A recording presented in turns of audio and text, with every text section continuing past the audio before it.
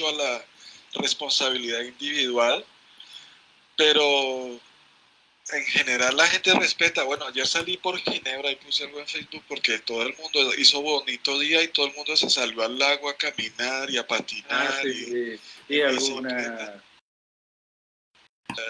Entonces, y Ginebra es el cantón que más, uno de los que más infecciones tiene a pesar de ser muy pequeño. Entonces, bueno, hay que esperar a ver, ¿no? La incertidumbre es la misma por todos lados. Bueno, Juan Carlos, mientras tanto... Ayer... perdón. Con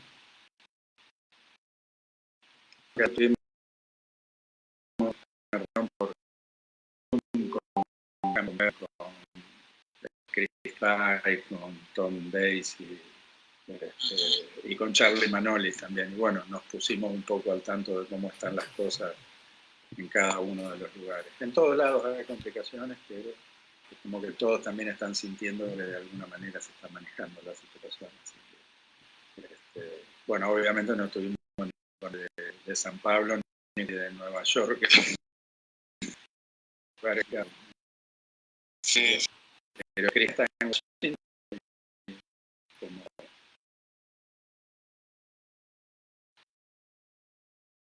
como amenazado.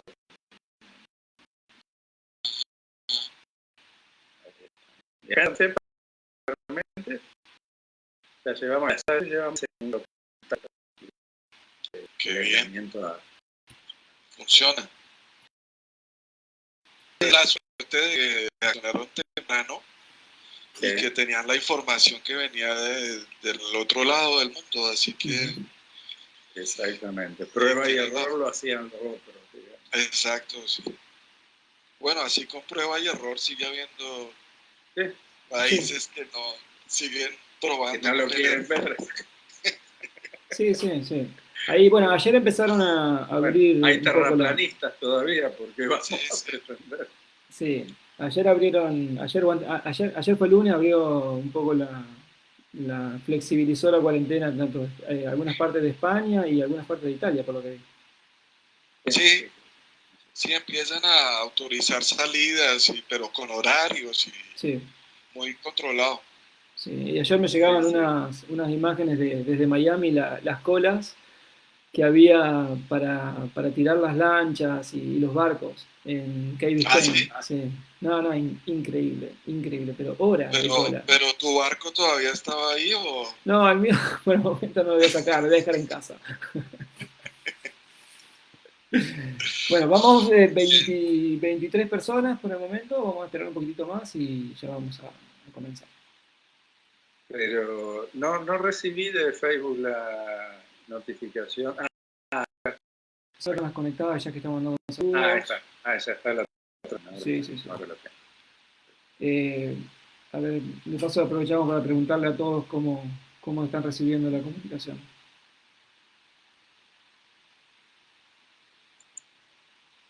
La audiencia de ustedes son sobre todo herpetólogos, gente trabajando con cocodrilos, ¿o hay un poco de todo?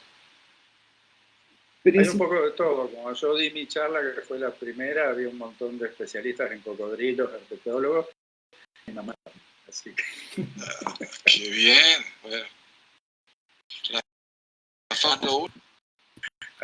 no hubo gente no tan relacionada con el tema, ya que esto es libre y regresa y se hace.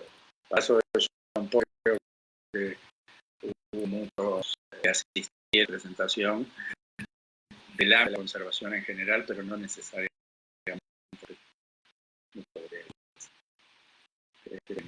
la participación. Y como esto después queda grabado y se va repitiendo, llega a todos los niveles. Sí, y incluso las reproducciones, que la que menos tuvo son 550 reproducciones después de la comunicación. Qué buena iniciativa. Esto es una de las buenas cosas del confinamiento, que nos hace explorar naciones, y bravo, felicitaciones por tomar esa iniciativa en la región, porque este diálogo se necesita y crear esa masa crítica de personas que se conectan, que son capaces de unificar criterios sobre el tema. Necesitamos una voz y un mensaje claro, porque la pandemia de desinformación está muy fuerte también. Sí, sí. Las felicitaciones van para Pablo, que fue el de la idea para arrancar con esto. Así, mi única función fue decir, bueno. Y participar. Y participar. Sí, sí, sí. Bueno, Pablo, y sin el bueno, cada quien en su rol, haciéndolo muy bien. Sí, sí, sí. Bueno, si les parece, vamos a empezar con la presentación de Juan Carlos.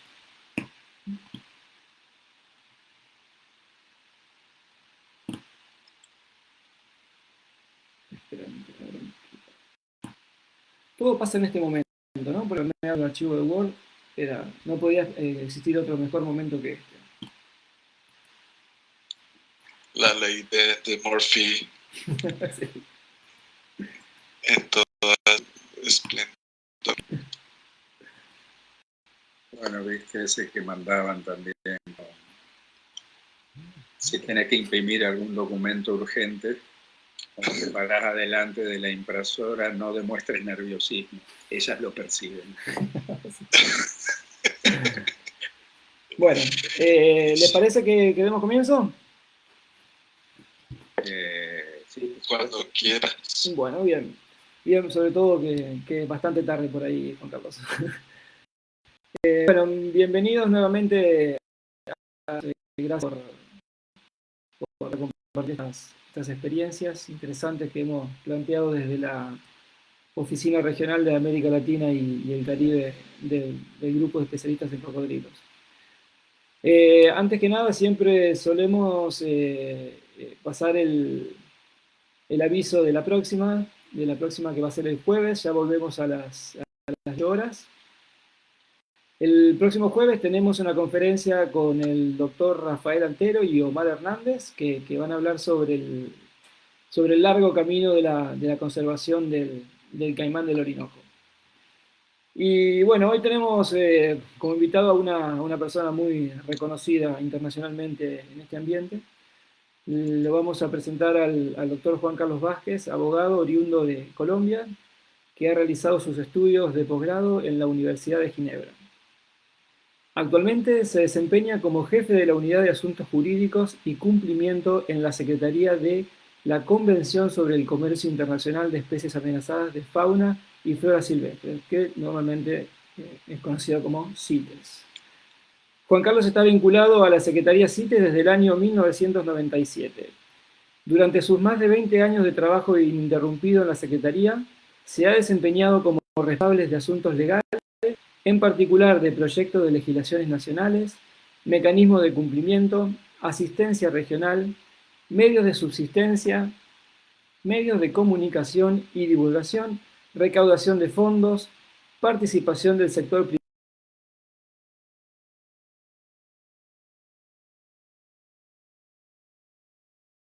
ambiental, asesor legal en desarrollo rural, abogado de comunidades indígenas y abogado litigante en una firma privada.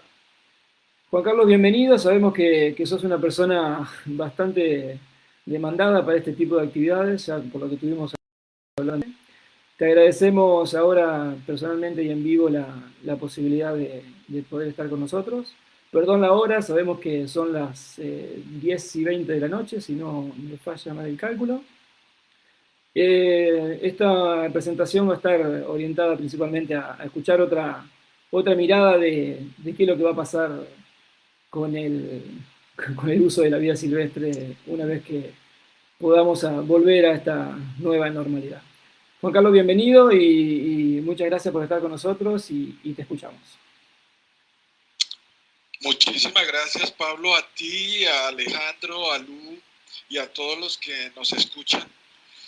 ¿El sonido está correcto? En principio no he recibido ninguna queja, así que te diría que se está recibiendo perfectamente. Muy bien, gracias y muchas gracias por la presentación. Como diría un amigo, con esa presentación me dan muchas ganas de escucharme. Diría el inmodesto. Es un poco exagerada, pero realmente lo que me complace es estar con ustedes y poder tener una conversación, así que siéntanse libres de interrumpirme y de preguntar cuando lo crean necesario sobre este tema del coronavirus, que es un brote que ha puesto en jaque a la humanidad. No es el primero ni será el último. Y a veces no es fácil encontrarle un lado positivo al virus, pero por ejemplo, esta iniciativa que han tenido en la región del grupo de especialistas de cocodrilos es una de las buenas cosas y tenemos que aprovecharlas, difundirlas y agradecer a Pablo y a Alejandro por la excelente iniciativa que han tenido. El virus ha irrumpido brutalmente y puede que genere el principio de un nuevo debate interesante sobre los modelos de sociedad, de consumo y de conservación también. Ha sido un duro recordatorio y nos ha forzado a cambiar hábitos de consumo, al menos temporalmente. Y hay que tener cuidado con los errores que se cometen en nombre de la necesidad de reaccionar rápidamente, porque como ustedes saben, los tiempos de la naturaleza son tiempos lentos y sobre eso quisiera reflexionar con ustedes, porque habrá más pandemias. Sabemos que esta no es la última y tal vez no sea la más peligrosa de todas.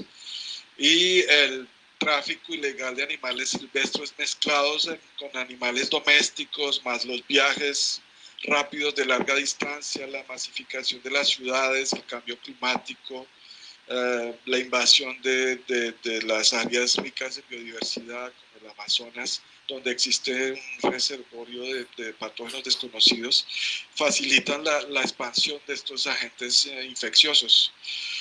Tenemos miles de especies de virus aún desconocidas viviendo en su privacidad en esos ecosistemas naturales, y entre más deforestamos y más invadimos espacios naturales de manera insostenible, más crece el riesgo. He preparado una presentación, no sé si la podemos proyectar mientras hablo, ¿les parece? Sí, sí, sí, Juan Carlos, Sí, por favor. Compartí nomás. Y... Sí. Voy a intentar hacer como... ¿Ahí funciona? No todavía, No sé pero si hay... no todavía, pero siempre tarda unos segunditos en aparecer. ¿Vos la estás viendo? Ahí está bien. Ahora está cambiando. Sí, ahora sí habría presentación nomás. Ahora la abro y ustedes la pueden ver. Sí. Perfecto. Muy bien, estas son unas reflexiones todavía muy preliminares y personales sobre la conservación y el uso de la vida silvestre en esta era del coronavirus.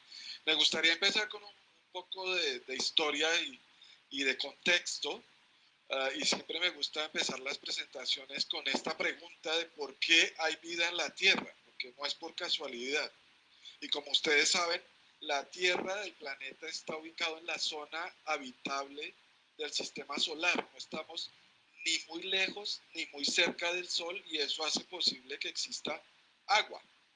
Mientras un planeta pueda albergar agua líquida, es posible la vida.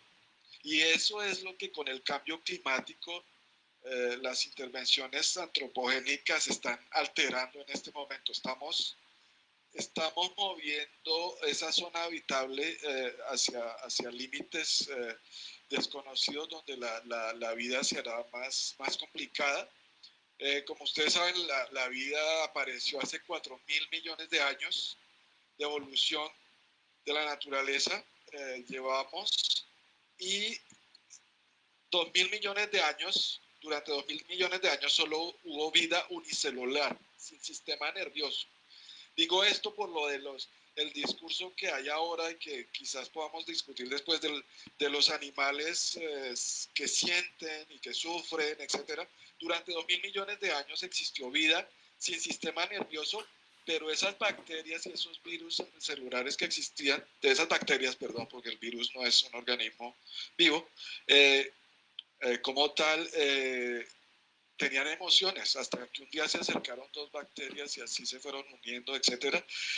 Los sistemas humanos arcaicos aparecieron más o menos hace entre 350.000 millones de años, 260.000 millones de años, y la agricultura hace 10.000 años. O sea que los virus no están desde ayer, están desde hace millones de años en el planeta, y es algo con lo que los humanos como animales estamos acostumbrados a vivir. Quisiera traerles también este recuerdo que me trajo un profesor de sociología muy querido, que es el recuerdo del dios Pan, que es el dios de la vida silvestre. En la mitología griega, el dios Pan era el dios de los bosques, el dios del amanecer, el dios del atardecer, el dios de los truenos, y del dios Pan surge la palabra pandemia, la palabra pánico, porque el dios Pan en las tardes se escondía detrás de los árboles y asustaba a las ninfas y asustaba a los que no lo trataban bien, pero protegía mucho a los pastores y a los cazadores, que eran los merecedores de su favor. Entonces, esta charla quizás se la dediquemos al dios Pan, y de ahí, bueno, vienen las pandemias, pero Pan quiere decir todos también. Así que espero que entre todos logremos encontrar algunas pistas para lo que se viene, para la era del post-coronavirus. Bueno, quizás el dios Pan en estos días parezca más a esto. Y bueno, de pan viene, como dije, pandemia, pero también pandemonio, pánico, panegírico, que son palabras que están muy de moda. Quisiera decirles dos o tres cosas sobre CITES en esta historia. Como explicó Pablo, CITES es un convenio internacional que reglamenta el comercio de vida silvestre entre países, y fue firmado en 1973 en una época un poco de crisis también. Había crisis petrolera, plena Guerra Fría, y ahí se sentaron los países que estaban en guerra, la Unión Soviética, Estados Unidos incluidos, y acordaron proteger la vida silvestre. O sea que este es un momento importante histórico para lograr nuevos acuerdos sobre protección de vida silvestre y uso sustentable.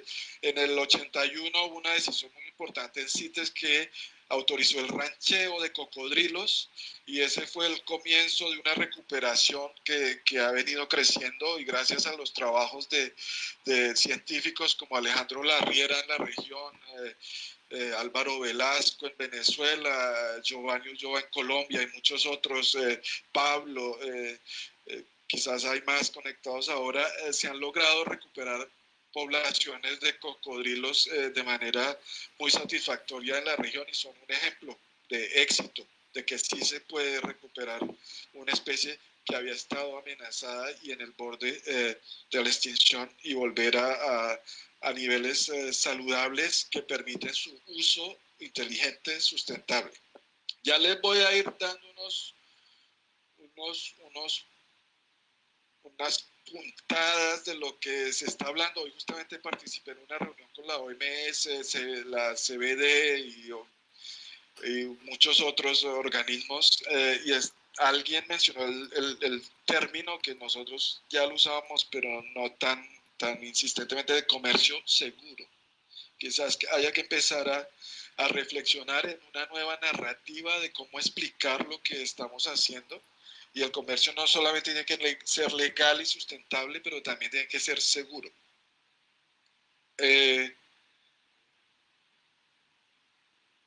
Ahora se me quedó esto. Ok, de pronto algunos de ustedes han visto que la Secretaría de CITES publicó hizo un pronunciamiento sobre el COVID muy prudente, sobre nuestro rol modesto en una primera instancia, y en nuestro trabajo con la FAO y la Organización Mundial de Salud Animal, la OIE, que está trabajando sobre estos temas, y justamente estamos también participando y liderando un trabajo de una alianza para el manejo de la vida silvestre, donde hay 14 organizaciones, incluida la FAO, la OIE, la CBD, otras convenciones internacionales, Traffic, etcétera, organizaciones que quieren desarrollar algunos mensajes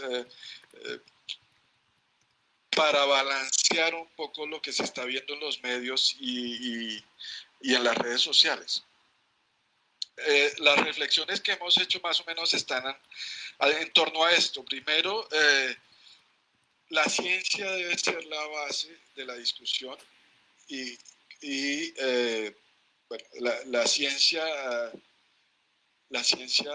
verdadera, porque también tenemos ciertos falsos científicos hablando en nombre de la ciencia y difundiendo los bulos, los fake news, que hacen difícil distinguir un científico de un pseudocientífico. Entonces ahí tenemos que trabajar porque los pseudocientíficos están muy ocupados publicando cosas. Y el problema de los científicos es que son más cautelosos, dudan, etcétera, y entonces a veces el silencio de los científicos es explotado por los saberes, o no saberes, por estos especuladores que están publicando información incorrecta en las redes. Y esa es otra pandemia con la que tenemos que lidiar entre todos. Así que el llamado es a no ser pasivos, no quedarse en silencio. No es tiempo de callar, es tiempo de explicar, de comprender, de desarrollar ciencia. Y nosotros hemos pensado que hay que hacer mensajes cortos, claros, alrededor de tres cosas, básicamente. Las causas de lo que está pasando, drivers, no sé cómo diríamos drivers, los determinantes. ¿Cómo traducirías tú, Alejo, drivers? Los drivers de la pérdida de la biodiversidad, etcétera. Sí, causales, podría ser los orientadores.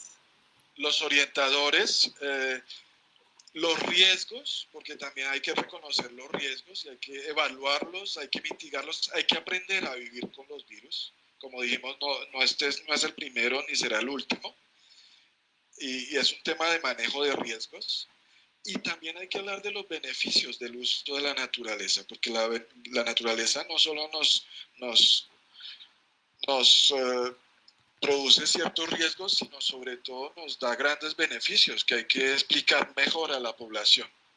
Dentro de las causas, hemos mencionado la urbanización descontrolada, la globalización, los patrones de consumo, la deforestación, la sobreexplotación y el tráfico ilegal también se menciona. Cosas que ustedes están muy familiarizados en América Latina como una de las regiones más ricas en biodiversidad. Para hablar solo de la población, cuando en 1970, cuando algunos de nosotros empezamos a dar pasitos en el mundo, había 3.500 millones de habitantes aproximadamente. Hoy somos más 7.800 millones de habitantes. La población se duplicó en 50 años y se urbanizó. Esto ha producido un cambio en la mentalidad de esa nueva generación de urbanitas que tienen otra visión de la naturaleza, un poco desconectados, porque nuestros abuelos eran campesinos, estaban relacionándose con la naturaleza, con el dios Pan, con las gallinas, con la vida silvestre, y de pronto nos encontramos todos en ciudades comprando la comida en supermercados y pensando que la producen ahí, que no tiene origen en la naturaleza. Eso ha cambiado mucho y eso explica las nuevas visiones sobre la conservación, la vida silvestre, y yo creo que desde el punto de vista, si hay algún filósofo por ahí, necesitamos una nueva ética de la conservación, básicamente para volver a reunir el hombre con las demás especies, porque pensamos la naturaleza como algo separado. Entonces siempre explicamos los beneficios que nos trae la naturaleza, siempre estamos hablando de la naturaleza como el otro. Nosotros también somos naturaleza, somos la naturaleza que es capaz de pensarse. Eso es lo que quiere decir el Homo sapiens. Después veremos si pensamos bien o mal, es otra cosa, pero nosotros somos parte de la naturaleza, de la natura naturans, y no deberíamos verla como algo que nos es útil, que tenemos que conservar porque nos sirve para algo, sino que nosotros también somos parte de la naturaleza. Y este concepto es importante porque es algo que está ahí desde hace tiempo, pero ahora está surgiendo con mucha fuerza, que es el concepto de One Health, de una salud. Si el planeta está enfermo, los humanos vamos a estar enfermos también. Si el planeta está sufriendo por la deforestación, por la sobreexplotación de la biodiversidad, etcétera, los seres humanos van a pagar el precio también. Somos parte del mismo sistema, y en este esquema se escenifica un poco las diferentes ramas de esa naturaleza. Juan Carlos, perdón, Juan Carlos. Sí, Pablo. Sí, una cosita, perdona la interrupción. ¿Podrías cerrar el cuadrito de la comunicación de Skype que te aparece en la pantalla? Ahí. Eso, muchas gracias, perfecto, muchas gracias. Gracias, y no los veo, estoy hablando, estoy como conduciendo un auto sin luces, porque no sé si cómo me están escuchando y si están viendo, les está llegando bien la transmisión, pero mientras no me digan nada... noticia es buena noticia, así que tranquilo. Por ahora todo, la recepción es muy buena. Gracias. Entonces les comentaba que tenemos que hacer esta reflexión entre biodiversidad y salud humana, y dentro de la salud física, la salud mental que nos aporta la naturaleza también. Saben ustedes, no sé si desvelo alguna intimidad diciendo que Alejandro es un gran nadador, y cuando tiene tiempo se va al río a nadar y viene recargado de energía positiva. Yo también me voy al bosque aquí y vuelvo otra vez recargado, porque somos naturaleza. Cuando nos conectamos con la demás naturaleza, nos hace bien. Entonces hay que hablar mucho de los beneficios que nos aporta la biodiversidad, la vida silvestre, no solamente de los riesgos, que es lo que está apareciendo mucho en los medios. Tenemos que también tener en cuenta toda esa diversidad biológica, que incluye la diversidad de bacterias y de virus, los que nos habitan y los que están en otros mamíferos y los que están en la naturaleza, en los ecosistemas. Y entender mejor esa relación biodiversidad-salud, entender estos orientadores, estas causas de la pérdida de biodiversidad, documentarlas. Ahora con la fuerza que ha tomado el movimiento feminista, también se hace mucho énfasis en los problemas en los temas de género, el crecimiento de la población, como ya lo hemos visto, y la integración entre las ciencias biológicas, las ciencias naturales y las ciencias sociales. Necesitamos conectar esos saberes para tener una mejor comprensión de lo que nos está pasando. Si logro avanzar, solamente un recordatorio, no sé si ustedes ya lo han hablado en las charlas, de pronto John Paul también mencionó esto, del informe de IPBES, que hay 1 millón de especies amenazadas. Esto realmente es un mensaje de comunicación, digamos. Cuando se dice 1 millón, los medios compran la noticia, digamos. Pero lo interesante aquí es el modelo, donde hay más o menos 500.000 de insectos y 500.000 de no insectos que están amenazados, basado en un cálculo de que hay más o menos 2.5 millones de animales y plantas silvestres que no son insectos, y 5.5 millones de especies que son insectos. El 25% de la fauna y la flora silvestre que no son insectos está amenazado. Y el 10% de los insectos también está amenazado, y eso es lo que nos da el 1 millón de especies amenazadas que tenemos en los informes que están circulando también. Ese es en el panorama en el que nos movemos. Entonces, como les venía diciendo, sería bueno desarrollar mensajes. Sí, yo supongo que ya lo están haciendo, publicar artículos, comunicar, explicar a sus círculos de científicos, a sus familias, a los miembros de la ciudadanía, sobre la función vital que tiene la vida silvestre y la biodiversidad en nuestra salud, y también nuestra condición humana de animales llenos de bacterias y que contraen virus, que eso es normal. No estoy minimizando la pandemia, no pretendo para nada desconocer el impacto inmenso que ha tenido, pero más bien comprender y evitar que se caiga en el pánico del dios Pan y que nos desviemos de la conducta positiva que debemos tener hacia la naturaleza, porque el problema de apresurarse a tomar medidas y de todos estos llamados que se están haciendo a tomar medidas urgentes de todo tipo, si no hay la base científica podemos estar agravando la situación en vez de mejorarla.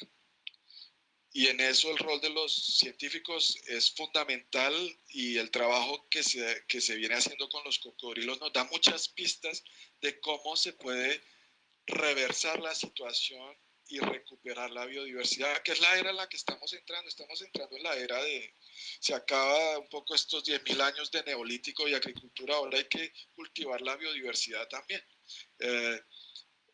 Y tenemos que aprender a relacionarnos con ella conociendo los riesgos y no mezclando, por ejemplo, especies domésticas con especies silvestres en mercados donde se hacinan y se intercambian virus, aumentando el riesgo de transmisión de esos patógenos de una especie a otra y que salte al ser humano en un momento dado. Para eso hay que repensar, la FAO lo mencionó, hay que repensar los sistemas alimentarios, hay que transformarlos, hay que también pensar en cadenas más locales, menos alimentos, menos procesados. Se necesita un cambio importante en los sistemas alimentarios a nivel mundial. Ese tema de los mercados húmedos hay que tratarlo como una cuestión de higiene y de bioseguridad. No es tanto el problema del comercio, es el tema de la higiene y de las medidas sanitarias. Y el hecho de reunir en un mismo lugar, como dije, animales domésticos y silvestres vivos, lo que está generando estos factores de riesgo. Y en este punto quisiera también resaltar la importancia de la relación entre las medidas sanitarias y las medidas de reglamentación de comercio, porque hay un vínculo entre esos dos regímenes legales que tenemos que entender bien para que estén alineados, que se soporten mutuamente y que sean proporcionados, que las medidas que se tomen resuelvan los problemas y no los agraven. Y como les dije, el tema que se sugiere es articularlo alrededor de un concepto que en inglés lo llamamos One Health, una salud. Si el planeta enferma, los humanos vamos a enfermar también. Y en este sentido, excluir a los manejadores de la vida silvestre es un error, porque en este momento los médicos están hablando por un lado, los manejadores de vida silvestre están por el otro lado, no se están intercambiando las informaciones, no se están teniendo en cuenta los saberes, el conocimiento, la información de los que hacen manejo forestal, manejo de vida silvestre, que ustedes pueden ver y anticipar virus, pandemias, comportamientos en los animales que se pueden transmitir a los demás saberes que están trabajando en el tema. En este sentido, hay un llamado importante a vincular a los manejadores de la vida silvestre y a los manejadores forestales en la discusión. Los veterinarios, los biólogos, los botánicos, los herpetólogos deben hacer parte de esta gran discusión con los médicos también. Y con la FAO y con los demás sectores que están trabajando los distintos temas, incluyendo ministerios de finanzas, etc. Entonces ahí hay un rol a futuro importante para nosotros. Si lo vemos esto como una oportunidad, tenemos que prepararnos para contribuir a esa discusión y desde la óptica, desde la perspectiva del manejo de la vida silvestre, cómo podemos aportar a esa narrativa nueva de una salud para el planeta, una salud para los humanos que esté conectada. hay efectos negativos, no se pueden negar, hay riesgos para la salud, hay que estudiarlos mejor, pero hay que rescatar que es más lo positivo que lo negativo. La naturaleza nos aporta más beneficios que los riesgos que podemos encontrar por los malos manejos, por la falta de higiene, por los problemas sanitarios, más que por la naturaleza misma. Y es en eso en lo que quisiera insistir para que no se salte a conclusiones cogiendo atajos donde al final terminamos siempre con la misma varita mágica, que es lo que al público el público está muy acostumbrado a la solución mágica. Denme la cura ya. Y la cura que dan los curanderos, los brujos, es explotando esa ilusión del público en general de encontrar una solución facilista y que ya le resuelva todos los problemas que, como todos sabemos, los que trabajamos seriamente en este tema, no existe.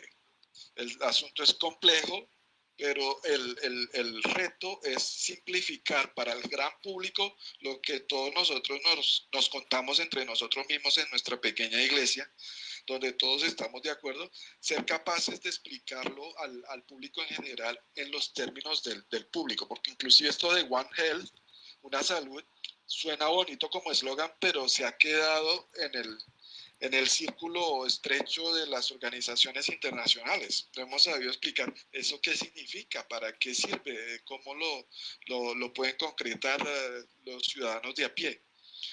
Y la gran lucha que se viene es la lucha contra la desinformación. Y esa lucha nos exige ser más activos. Por eso les felicito por esta iniciativa, porque hay que ocupar las redes, hay que escribir, hay que publicar, hay que hacer videos, hay que explicar. Ustedes tienen el conocimiento y ese conocimiento no se puede quedar guardado en las gavetas, porque mientras tanto hay abundancia de desinformación circulando a la velocidad del virus.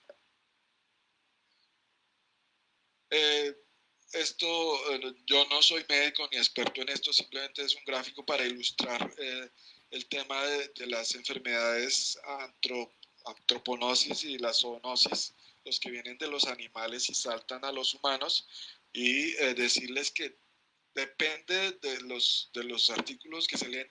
Unos dicen 3 de cada 4 patógenos y el 80% de los agentes de bioterrorismo, dice el Banco Mundial, son zoonóticos, de origen animal, y esa categoría incluye las gripas, el ébola, la brucelosis, la rabia, el leptospirosis, el SIDA, etcétera, y ahora el coronavirus.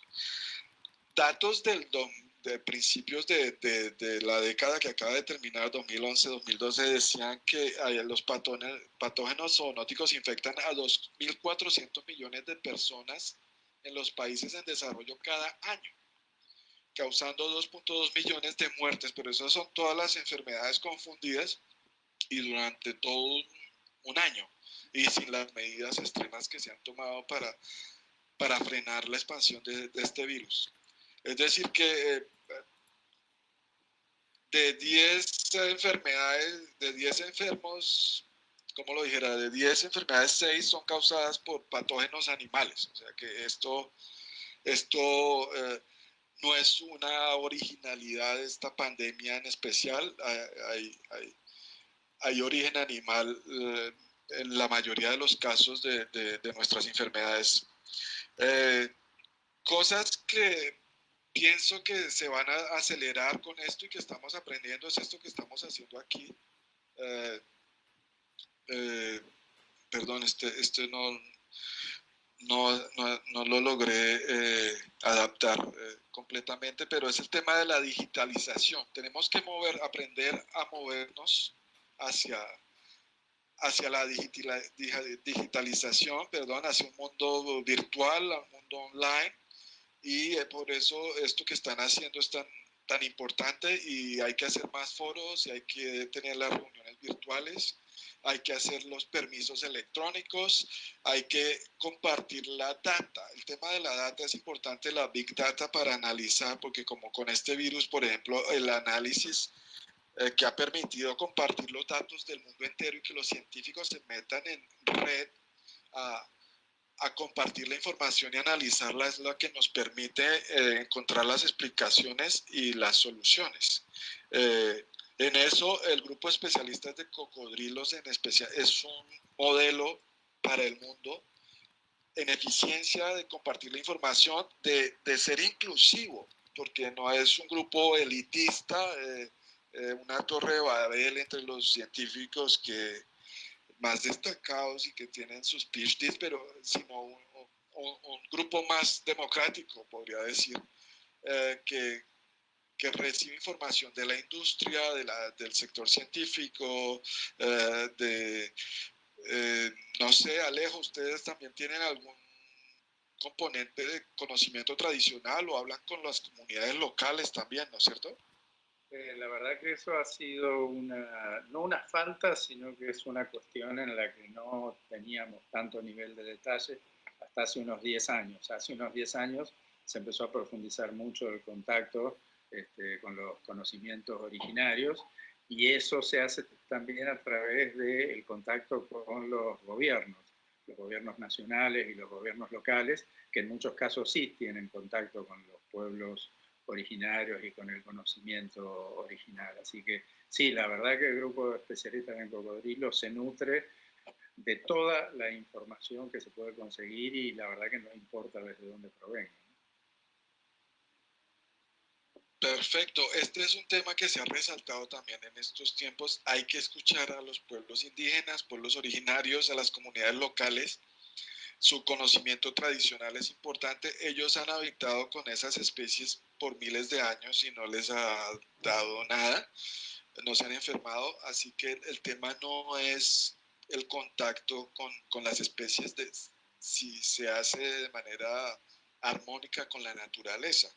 Y ese saber tradicional hay que traerlo también a la discusión, y si es algo que ustedes están desarrollando, es importante que siga creciendo, porque ha sido Sí, una de te las hago un comentario, perdón, te hago un comentario adicional, Juan Carlos. No es solo por la cuestión de, como podríamos decir, de bioseguridad, sino porque creo que es muy importante que tengamos una correcta evaluación de cuál es la percepción que tienen las comunidades locales de la naturaleza y en qué medida las estrategias de uso sostenible o de conservación en líneas generales son aceptadas por esas comunidades. Así que lo que estamos haciendo es monitorear como un pan, digamos, un todo de lo que es la percepción de las comunidades sobre esa vida silvestre con la que ellos conviven de manera obligada. Muy bien, eso es importante y es crucial ahora, porque no solamente es, como tú dices, los usos, la bioseguridad, sino también el conocer las necesidades de esas comunidades indígenas, porque ahora que salen todas estas sugerencias de medidas a tomar, se conoce poco sobre los usos que ellos hacen de la vida silvestre, como por ejemplo como fuente de proteínas, o como manera de subsistencia. Eh, hay que tener cuidado con esa urbanización que no escucha lo que está pasando en los ecosistemas sobre el terreno, y que no entiende cómo se relacionan esos pueblos indígenas con la naturaleza, porque esos saberes son los que hay que rescatar, y esos saberes son seguramente los que hay que incluir en cualquier narrativa sobre uso de la vida silvestre, porque además ellos lo tienen asociado a rituales y a un saber ancestral que legitima y hace menos odioso, más comprensible el uso de la vida silvestre. Entonces, es componente importante incorporar a las comunidades indígenas locales y campesinas en este debate. Perdón, quisiera dejarles este mensaje sobre el comercio de vida silvestre, como lo dije al principio, que sea seguro, sostenible, legal. Si está bien regulado, tenemos ejemplos, y Alejo, tú lo puedes explicar mejor que yo, que ese comercio contribuye a los medios de subsistencia de las comunidades, crea empleo, genera cadenas de valor sostenibles, genera incentivos para la conservación de las especies en sus hábitats naturales, y eso en sí te lo tenemos reconocido en varias resoluciones, incluida la resolución 8.3. Disculpe que les habla de números a estas horas de la noche, pero es una resolución importante, un poco olvidada, porque yo creo que el tema de comercio está un poco mal comprendido, mal explicado, y no se entiende desde el punto de vista científico. Se entiende de manera muy emocional, y se está desechando una herramienta de conservación que puede ser la solución crucial para evitar la conversión de suelo, de medios de hábitat natural a campos de soya, por nombrar un cultivo de la región, o de palma africana, que es una de las grandes causas. Lo que vimos al principio de los drivers, de los orientadores, conversión de suelo a usos agrícolas es una de las grandes amenazas para la biodiversidad. Y una de las respuestas puede ser el comercio de la vida silvestre bien reglamentado, seguro, sostenible, legal. Y en eso es importante avanzar y trabajar en una explicación didáctica para el público urbano, digamos, que no lo entiende muy bien. Estamos en un vaivén desde hace varios años a nivel internacional, en los foros de discusión, en estas conferencias de las partes que llamamos, que son las grandes reuniones de estos tratados internacionales, donde el péndulo oscila entre vedas, prohibiciones y tráfico ilegal. Y llegar al equilibrio del comercio legal es difícil, porque el lobby de las prohibiciones y de las vedas está muy organizado, participa muy activamente en las redes sociales, tiene un lenguaje muy accesible, y explica ciertas partes de las problemáticas, pero no lo hace de manera integral. Y el tráfico ilegal no necesita ni siquiera asistir a las reuniones, ni hacer lobby, ni nada, porque ellos están súper organizados, operan con reglas simples, un poco como el virus, lo vamos a ver. Mientras que el comercio legal es complejo, es burocrático, a veces hay que simplificarlo, hay que aprovechar esta posibilidad que nos da la tecnología de la digitalización para ayudarles a los que hacen bien a la naturaleza y hacerles la vida difícil a los que la maltratan, a los traficantes, a los abusadores de la naturaleza. El problema es que el crimen organizado funciona como el coronavirus, es global, no respeta fronteras, conocen bien sus negocios, se aprovechan de los vulnerables, son competitivos, se adaptan fácilmente, explotan nuevas tecnologías, tienen las reglas muy básicas y tienen una influencia infecciosa, corruptora, letal. Mientras que los estados y los ciudadanos que respetan las leyes, respetan las jurisdicciones, están entre fronteras, tienen una comprensión deficiente de lo que está pasando, aprenden muy lentamente y olvidan muy rápidamente. Es muy probable que lo que estamos viendo hoy, cuando salgamos del confinamiento, a la gente se le olvide rápidamente. O sea que estamos en un momento crítico para avanzar, porque es una ventanita que se abre y que se va a cerrar pronto después, a la gente se le olvida. El cerebro humano funciona así, y bueno, tenemos maneras rígidas de funcionar en los estados, estamos muy a menudo sin recursos, con procedimientos complicados, y hay vulnerabilidad a la corrupción.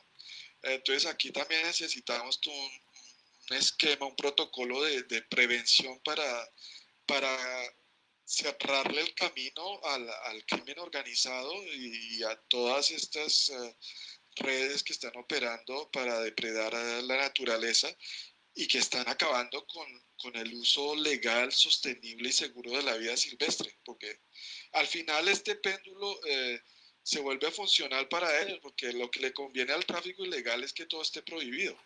Porque cuando están diciendo que se va a prohibir el comercio, lo que se prohíbe es el comercio legal. El comercio ilegal no se puede prohibir, por definición.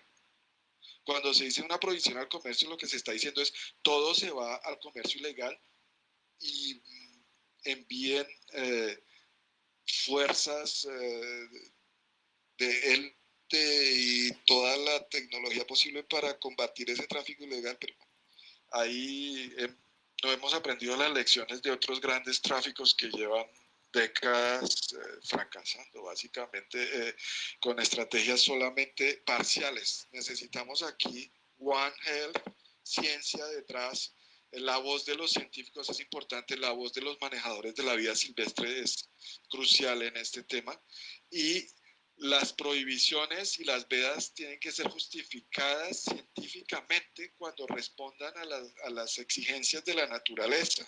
No pueden ser caprichos emocionales de sectores de la población. Muy legítimos pueden ser, pero es que al final estamos haciéndole daño a la naturaleza y haciéndole un regalo a las redes de criminales organizados.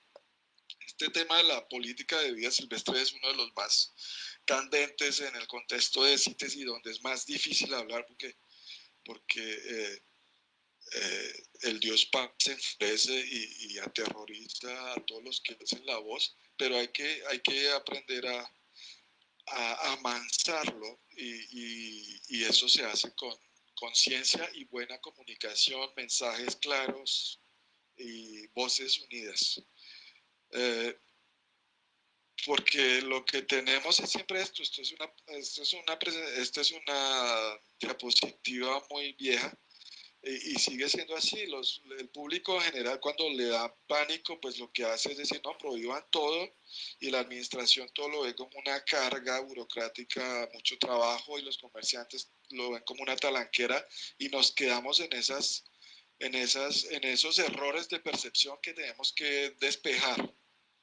Y estas charlas yo espero que ayuden un poco a eso y a entender también un poco la geopolítica del comercio de fauna y flora silvestre, dónde están las especies, quién está pagando los costos de la conservación, quiénes están beneficiando y cómo lograr un comercio seguro, sustentable, equitable, que le haga bien a la naturaleza. Quisiera terminar preguntándoles algo y que de pronto los que están escuchando lo pongan ahí en la red, ahora no los estoy viendo, pero una encuesta que me gustaría hacer y que ya hice alguna preliminar sobre los Big Five latinos. ¿Quiénes son las 5 especies latinas que nos podrían servir de emblemas para este trabajo de conservación? Yo les tengo estas 5, el jaguar, la vicuña, el tapir, el delfín y el cóndor, pero obviamente los herpetólogos y los especialistas en cocodrilos me van a sacrificar aquí porque no hay ningún cocodrilo de la región. De pronto un latirostris o un acutus o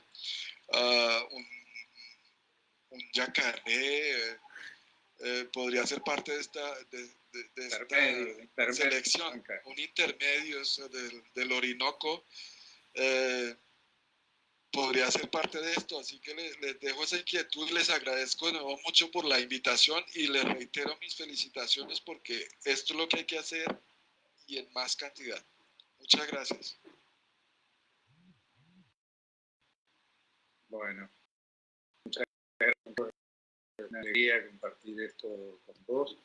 Bueno, habernos reencontrado, aunque sea por este mecanismo virtual, después de un buen tiempo ya, y siempre recordando nuestros trabajos en medio de subsistencia, en Perú, la reunión que tuvimos también en Colombia con Giovanni, con el grupo de Acutus, en Bahía de Zipata. Y como siempre, cautivante tus presentaciones muy ricas y a pensar en serio las cosas. Así que por lo que veía en el YouTube, ha sido muy, muy fuerte y muy bueno el impacto de tu charla.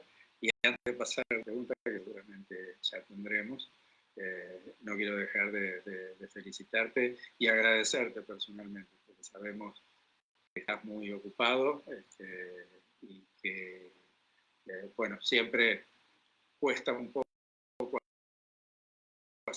cerrado, porque tenemos que cumplir con tantos compromisos como para compartir experiencias y conocimientos. Así que muy deleitado con lo tuyo y muy agradecido también. Gracias. Bueno, Juan Carlos, muchísimas gracias por la presentación. Realmente comparto muchísimas de tus opiniones, te diría que casi todas. La idea de realizar este tipo de actividades, quizás todavía vamos a alcanzar a abordar el tema de los programas, realmente cuáles son los impactos que tienen los programas. Lo hemos abordado en las próximas presentaciones, tenemos previstos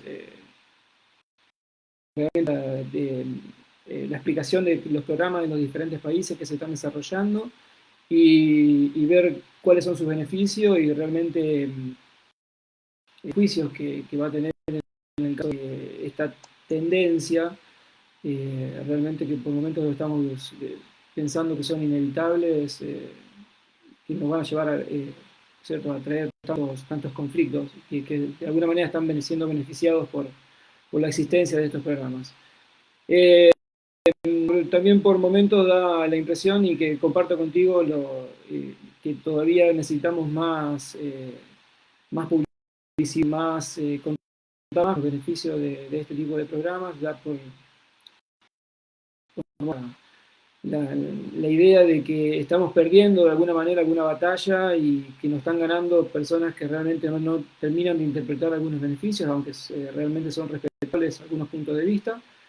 Pero bueno, hay que seguir y tratando de convencer un poco más los alcances de todos estos beneficios. Me quedo, mientras buscas alguna pregunta, Pablo, sí. Me quedo con un comentario adicional también, para agregar a esto que decía Juan Carlos, de que queremos hablar entre nosotros y decirnos entre nosotros las cosas en las que todos sabemos que nosotros creemos.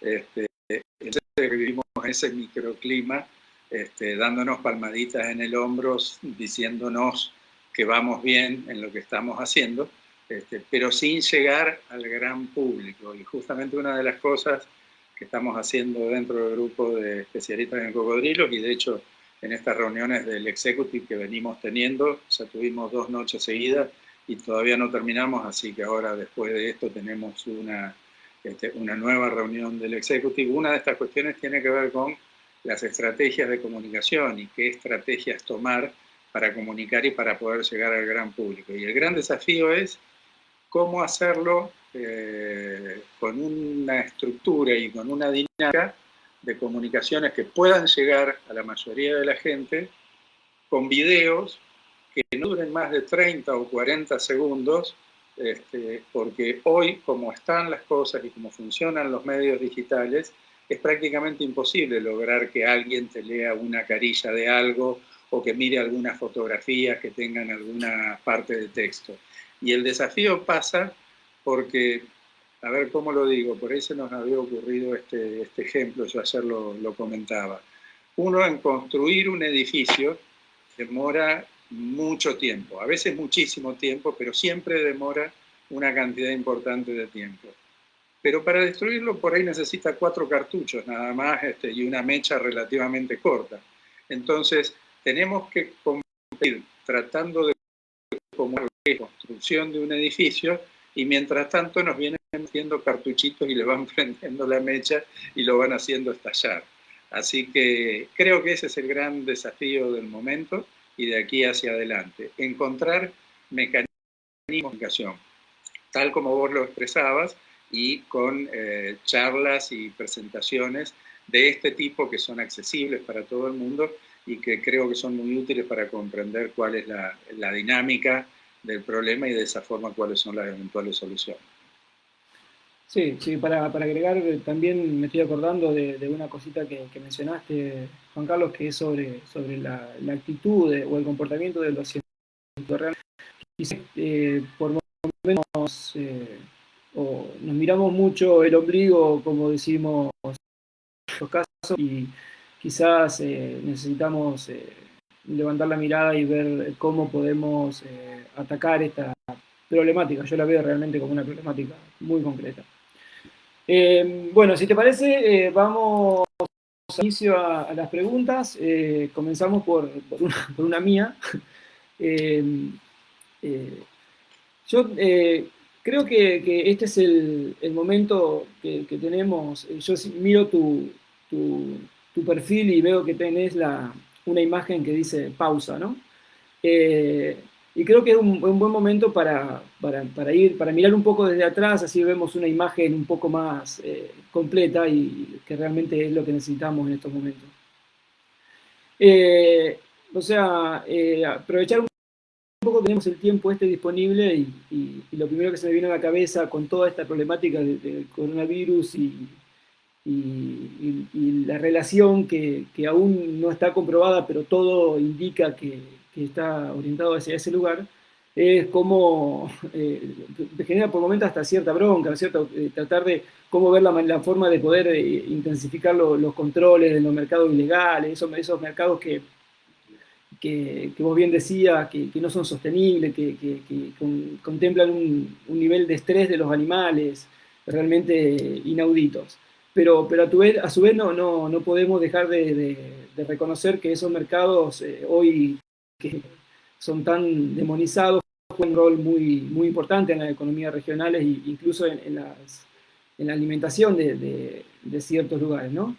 Y también cómo podemos ver que el mercado internacional de los animales silvestres también puede llegar a verse como algo un tanto maligno por el hecho de que puede transmitir algunos microorganismos potencialmente patógenos, ¿no?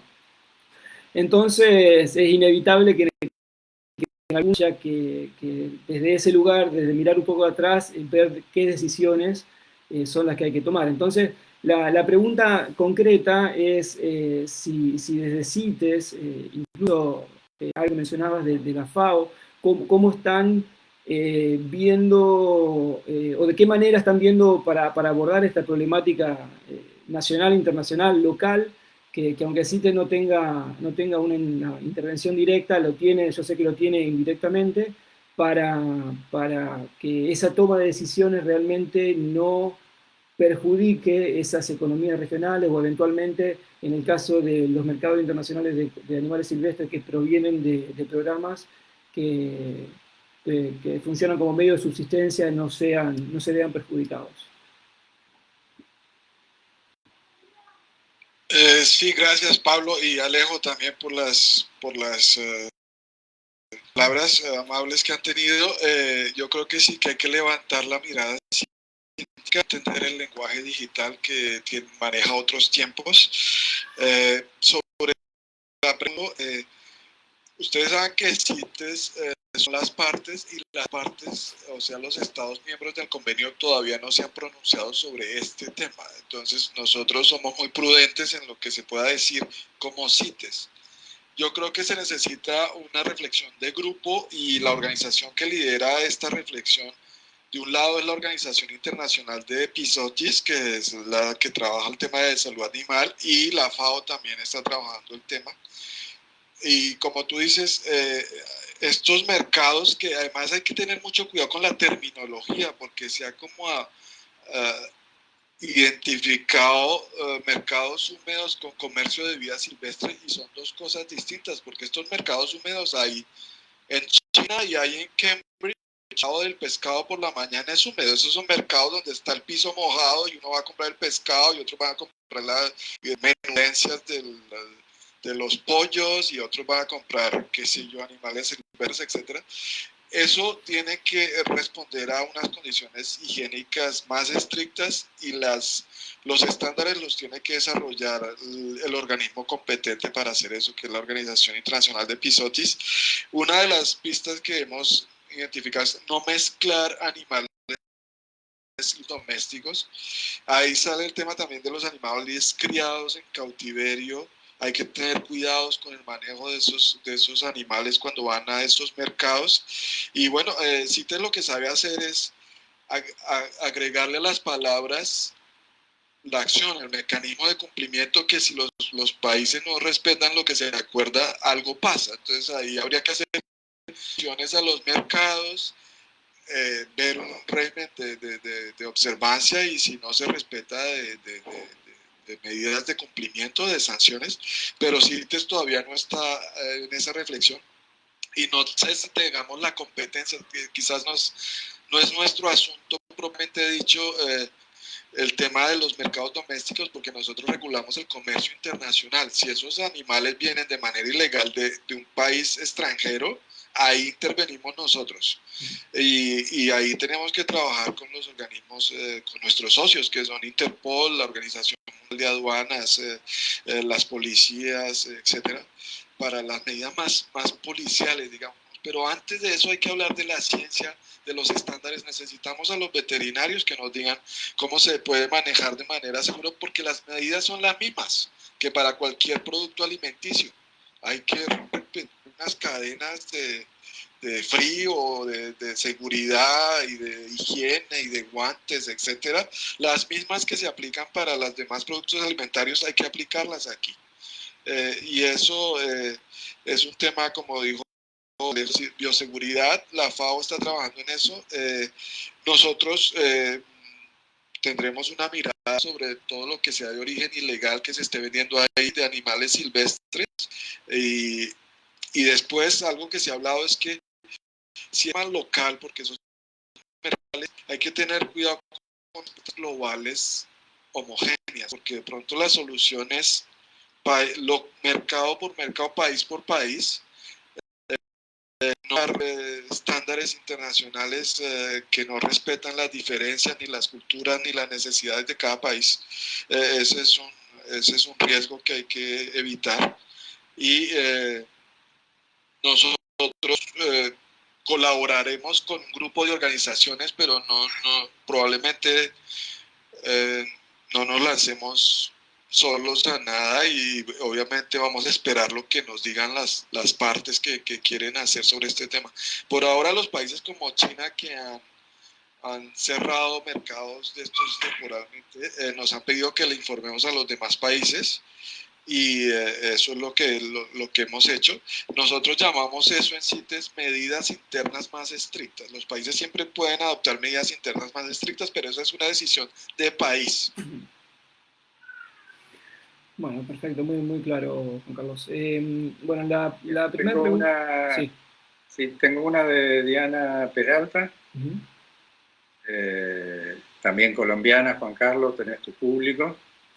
Ella consulta algo de lo que estuvimos hablando de alguna manera, que es cómo se puede contrarrestar la acción. Te la pongo textualmente, o sea, habla de cómo contrarrestar la acción de organizaciones como PETA ante organismos como CITES, como para llegar con el mensaje que tiene que ver con el uso sostenible. Sí, gracias, Diana.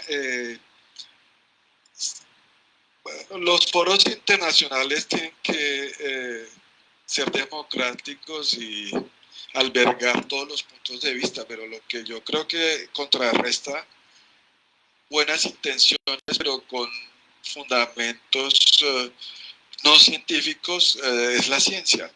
Hay que poner la ciencia, elevarla, publicarla de manera que el gran público lo entienda, y hay que entrar a esos terrenos, porque hay unas grandes estrategias de comunicación de ciertos grupos que usan celebridades y tienen acceso a los grandes medios, etcétera, y los otros sectores están un poco amedrantados o sufriendo de la comunicación de manera un poco pasiva. Yo creo que es para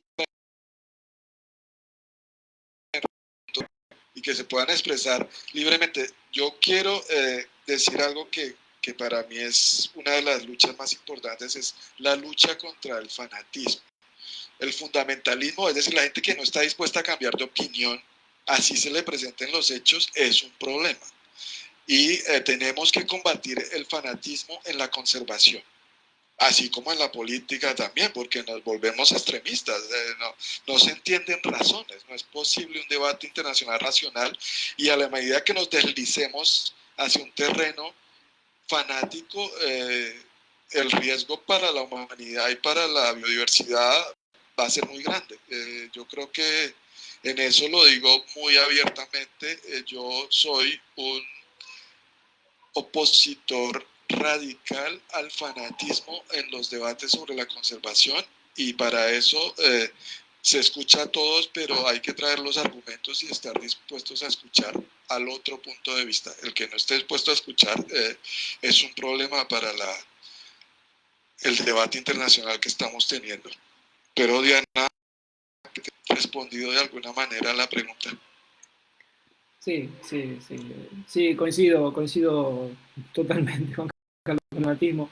Me tocó presenciar la última COP, y realmente la participación de los grupos fundamentalistas es fuertísima, fuertísima.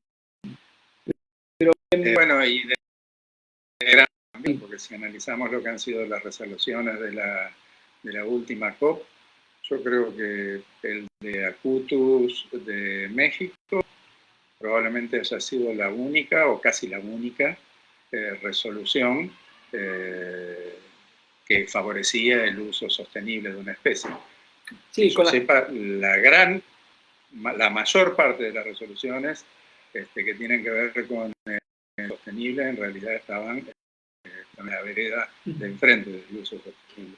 Así que un poco por falta de información y otro poco por ese nivel de unas organizaciones con altos niveles de fanatismo, yo creo que es que se ha generado esa tendencia. Bueno, hay una pregunta de Álvaro Velasco, que de alguna manera está respondida ya, pero cumplo en hacértela. Álvaro pregunta cómo se logra para comprender que algunas culturas dicen los animales silvestres junto a animales domésticos en el comercio local, o que tenga alguna implicancia internacional.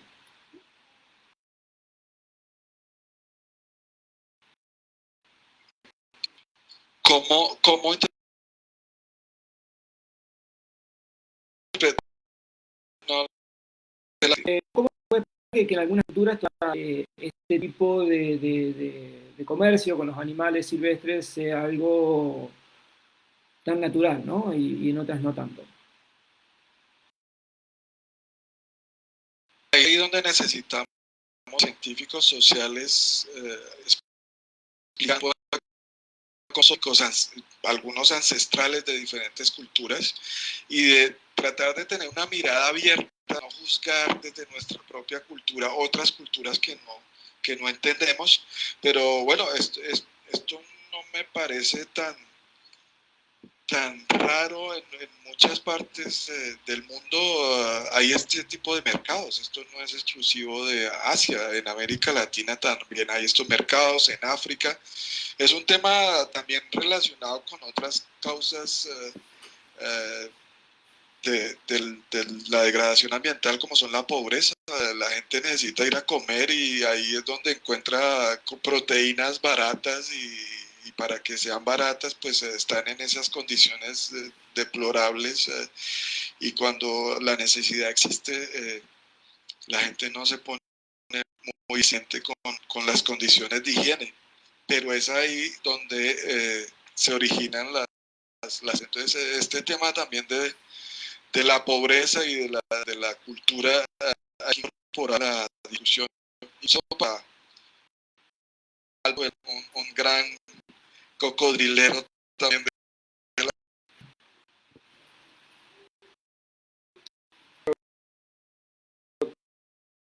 Maneja la vista.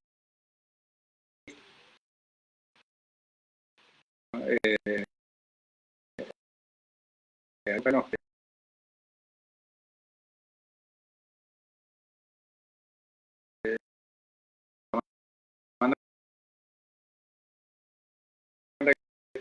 para provenientes de la fauna silvestre, y si en todo caso hay registro de que se haya presentado alguna problemática por el consumo de esas carnes.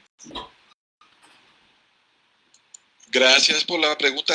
CITES no la he evaluado y yo no tengo conocimiento de estudios, pero sí sé que hay organizaciones como CIFOR, por ejemplo, que ha debatido este tema, y hay que entender mejor cuáles son los usos de la vida silvestre como proteína y lujo, como por ejemplo la gente urbana que trae vida silvestre solo como una delicatez para consumir, y cuando es una necesidad vital de ciertas poblaciones, y hacer la distinción. Creo que es la distinción que se está tratando de hacer, de cuando es realmente una proteína vital para ciertas comunidades locales y cuando se puede sustituir por otra proteína fácilmente, y cuando es realmente un lujo y que es un riesgo innecesario promover ese tipo de consumos. Pero ese es el tipo de estudios que necesitamos para entender cómo en diferentes regiones del mundo las comunidades utilizan la vida silvestre, qué tipo de proteínas consumen, por qué las consumen, qué tan importante es la vida silvestre en la vida diaria de esas comunidades, etc. Sí, Juan Carlos, no te alcancé a escuchar, Juan Carlos, si dijiste CIFOR. No, CIFOR, CIFOR. Hay algo en línea también, ellos hicieron, creo, algún día un Facebook Live, sería interesante para los que estén interesados en profundizar. Ellos han trabajado mucho el tema de la carne de monte, sí, o la bushmeat que llamamos, sí. Y han tratado de ampliar el concepto también, que a mí me parece importante, porque normalmente carne de monte son las de central, pero realmente en nuestras culturas latinoamericanas también hay consumo de carne de monte, inclusive en algunas poblaciones costeras del litoral también se come carne de cocodrilo, por ejemplo. Sí, sí, sí. Alguna vez discutimos con algunos de cómo utilizar todo el animal, incluyendo la carne, y alguien salió con la idea de hacer hamburguesas de carne de cocodrilo en ese momento. No conozco el valor nutricional de la carne, de pronto ustedes lo han estudiado mejor y le puedan complementar la respuesta. Y sí, de hecho, Juanca, se vende acá en los restaurantes, en Santa Fe, la carne de yacaré, así que está ya muy difundida como un plato saludable. Y bueno, y muy sabroso también. No es una idea santafesina, en Estados Unidos y África también la venden, así que aparte tiene toda esa cosa impresionante para el público en general, ¿no? Así que sí, es uno de los componentes más importantes. En China mismo, el comercio de cocodrilos empezó por la carne, y luego empezó a utilizarse la piel.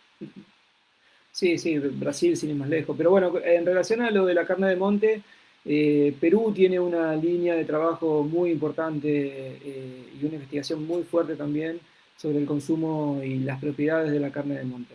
Está disponible y te pregunté si era CERFOR porque casualmente CERFOR en Perú es el que está llevando adelante todas las investigaciones. Sí, bueno, digamos todos los países. Que Graham Webb también está siguiendo esta presentación. ¿Qué traducción tiene Graham? Esperemos que la esté recibiendo.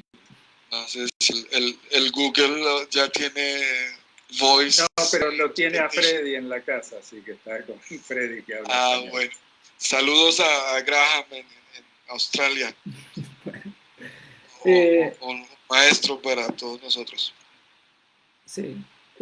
Alejandro, ¿tenés alguna? Yo tengo una acá a mano, una de Ricardo Ojeda. En realidad voy a tratar de hacer dos en una. Dice sobre que las medidas prohibicionistas suelen ser, pero parecen fomentar más la separación de la humanidad con la naturaleza. ¿Cuáles son, a tu criterio, los puntos centrales para considerar el momento de fomentar medidas alternativas? Y en ese sentido, también te consulta sobre dentro de cómo fomentar también las economías circulares en un mundo tan globalizado. Sí, gracias Ricardo, y muy interesante tu pregunta. Yo diría que lo importante cuando se piensa en medidas prohibicionistas es pensar en las implicaciones, no es simplemente prohibir, porque si esto no viene acompañado de toda la prohibición seguramente será ineficaz. Si me apuras, yo digo, desde Adán y Eva las prohibiciones suelen funcionar muy bien. Hay que acompañar eso con mucha pedagogía, mucha educación, y cuando la prohibición es contra natura, lo que estamos haciendo es cerrar los ojos y mirar para otro lado. En cualquier caso, si se permite el uso o si se prohíbe, hay que desarrollar políticas públicas que acompañen ese tipo de medidas, y no es simplemente una medida demagógica de anuncio y tal cosa y después no hacer nada más, lo que va a solucionar la solución. Se quedan las medidas en la prohibición rasa y no las acompañan con todo lo que implica, que es a veces mucho más costoso que permitir un uso inteligente de la naturaleza. Entonces hay que ver todos los incentivos perversos que puede crear una u otra política, porque las dos tienen riesgos. Y depende de qué pueda soportar la naturaleza también. Hay poblaciones muy afectadas donde hay que prohibir porque no soportan una utilización sostenible. Pero a veces, cuando mantienes una prohibición artificialmente y tienes cocodrilos entrándose a la casa y comiéndose a los niños pequeños, también hay que pensar en las políticas públicas y los versos de esas medidas. Alejandro, ¿tiene alguna más a mano? Perdón, no, hay algunos comentarios. Sí, perdón, Carlos. Quería decir algo. Él me pregunta sobre medidas alternativas a las economías circulares. Yo creo que esta pausa, como lo dijo Pablo, puse un botón de pausa porque el planeta sí es una nave y venía acelerado en el 2000 de desarrollo sustentable, pisar el freno, pero no se pudo frenar, y ahora el frenazo es en seco y nos cogió en una curva de la órbita y nos encerró a todos, porque la naturaleza frena sin anunciarlo. Entonces, yo creo que esto nos permite pensar de nuevo qué es lo esencial, cuáles son los hábitos de consumo. Se están empezando a ver modalidades de trueque, yo te presto, tú me prestas. Seguramente habrá experiencias que cambiarán el mundo. Yo quisiera ser optimista, otros son más realistas y dicen, a ver, esto va a volver a lo normal y más acelerado que antes. No tengo bola de cristal, no sé lo que va a pasar, pero yo creo que por lo menos una reflexión sí hay de cómo redefinimos nuestros hábitos de consumo y qué es lo realmente esencial. Necesitamos todo eso. Puse ahí en Facebook, no sé si algunos lo vieron, es curioso que cuando uno deja de comprar, cuando compra solo lo esencial, la economía colapsa. Hay que tendremos que revisar, incluyendo el PIB como única medida de la salud de la economía, que no tiene en cuenta para nada la salud de los ecosistemas ni de la biodiversidad. Sí. Interesante, de acuerdo. Juanca, no, estoy teniendo un comentario más de Joao Freitas, de Perú, pero no es una pregunta, es un comentario con respecto a esto de Bushmeat que hacíamos, que en la provincia de Loreto, en Perú, se están haciendo encuestas a nivel de los pobladores locales para ver cuál es el volumen de consumo, la significación económica. En realidad en muchos lugares se están haciendo ese tipo de relevamientos como para poder contar más valiosa también. No sé si tenés algo más. Sí, estamos cerca de la medianoche en Ginebra, sí, así que... Sí. O sea, la última para Juan Carlos ya lo liberamos. De Leslie Solís, dice que bueno, te felicitan, que muchas gracias, te agradece y te felicita por la presentación, que abordaste un tema muy importante, sobre todo para América Latina, ¿no? Preguntas si podrías compartir información sobre divulgación o mecanismo de educación que se utiliza, ya que en México el interés del Poder Judicial es nulo para la vida silvestre, tanto en castigos a los delitos ambientales como en apoyos a las UMAS.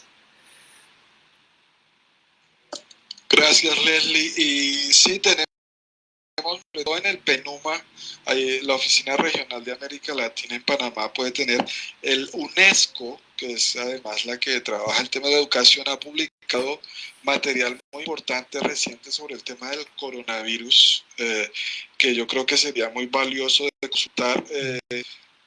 Ahora no tengo el link a la mano, pero seguramente se lo mandaré a Pablo y Alejo para que lo puedan circular con su red, si les interesa este tema de la educación, porque es un tema clave. Y hablábamos hoy con la OMS, el tema de la educación para la pandemia, que es básicamente lo que nos están diciendo a todos: distancia social, lávense las manos y pónganse la mascarilla, algunos otras medidas, pero también educación para la prevención, que es donde estamos fallando.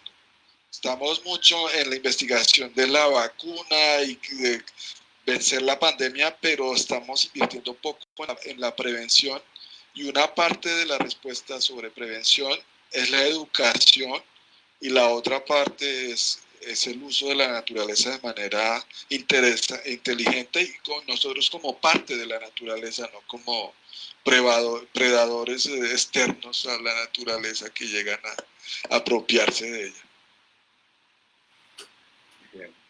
Bien, por mi parte ninguna pregunta más. Agradecerte enormemente por haber accedido a esta comunicación. Realmente en lo particular la disfruté muchísimo y bueno, yo te pediría que por favor no me cortes, que necesito hacerte una consulta. Bueno, de mi parte también, Juan Carlos, un abrazo enorme. Ha sido un enorme gusto poder verte de vuelta y bueno, poder escucharte también. Sabes que siempre disfruté mucho tus presentaciones. Y espero que pronto nos volvamos a encontrar, tal vez por este medio, pero esperemos que también lo podamos hacer en persona. Te dejo un enorme agradecimiento.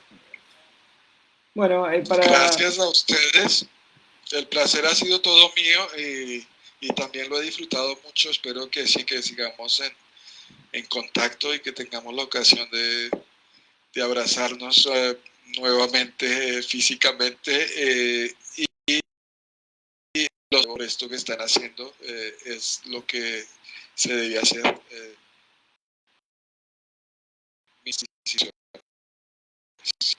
Bueno, muchas gracias, Juan Carlos. Bueno, saludamos solamente por compartir este